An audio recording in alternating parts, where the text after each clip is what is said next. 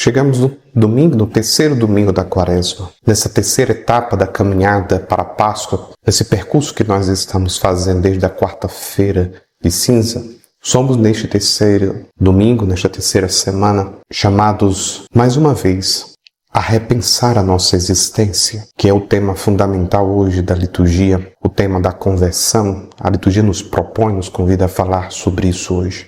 O Evangelho vai trazer então isso, contém todo este convite, um convite a uma transformação radical da existência, uma mudança de mentalidade, um recentrar a vida de forma que Deus e os valores passem a ser a nossa prioridade fundamental. Se isso não acontecer de Jesus, a nossa vida será cada vez mais controlada pelo egoísmo que leva à morte. E então toda a liturgia de hoje, de certo modo, nos coloca nesse contexto, nessa situação em que nos provoca uma atitude. Então o texto deste terceiro domingo da Quaresma apresenta para nós duas partes distintas, embora unidas pelo tema da conversão.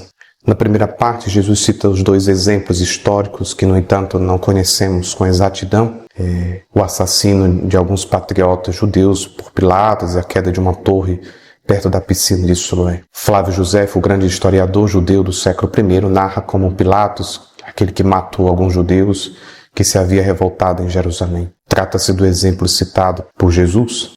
Nós não sabemos, Bom, também não sabemos nada sobre a queda da torre de Siloé, que, segundo Jesus, matou 18 pessoas. Bom, o fato é que esses dois exemplos eram conhecidos por todos, eram exemplos históricos, E que, apesar disso, a conclusão que Jesus tira desses dois casos bastante claro, conhecido, é que eles morreram nesses desastres e que esses desastres não eram pior do que aqueles que sobreviveram. Então, os que morreram não eram piores, pessoas piores, àqueles que depois sobreviveram. A proposta, então, afinal, que Jesus apresenta nesse episódio é nos chamar à conversão. Não se trata de uma penitência simplesmente externa, de um simples arrependimento dos pecados. Trata-se de um convite à mudança radical. Uma reformulação total da vida, da mentalidade, das atitudes, de forma que Deus e os seus valores passem a estar em primeiro lugar na nossa vida.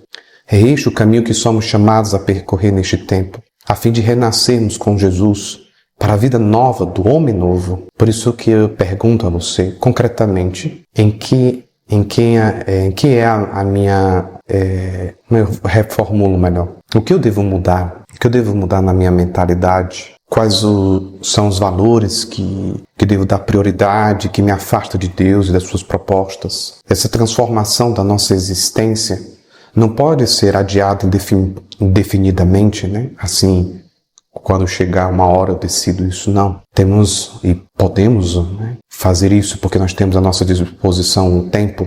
E o tempo é relativamente curto para a gente deixar para depois. A gente precisa aproveitá-lo quanto antes. Está em jogo nossa felicidade, a nossa vida plena. Está em jogo nossa realização. Por que adiar essa concretização, essa mudança, essa conversão quando está tão perto de nós? E uma outra proposta convida-nos também a cortar definitivamente da nossa mentalidade aquela ligação indireta entre o pecado e o castigo. Dizer que as coisas boas que nos acontecem são recompensa de Deus para o nosso bom comportamento e que as coisas más são castigo para o nosso pecado. Equivale a acreditarmos um Deus mercantilista e não é chantagista, melhor dizendo, que não é assim. Mas tem nada a ver com isso. Deus não nos retribui simplesmente por aquele bom que a gente faz e não retribui o mal porque quando nos comportamos mal, Deus é sempre misericordioso. Mas cabe a nós tomarmos uma decisão de mudança. É isso que a liturgia nos propõe neste domingo. O Senhor esteja convosco, Ele está no meio de nós. Abençoe Deus Todo-Poderoso, Pai, Filho e Espírito Santo. Amém. Um bom dia. Não fique de fora. Curta, compartilhe e siga agora mesmo a Voz do Bem de Itapiúna. Acesse avozdobem.com.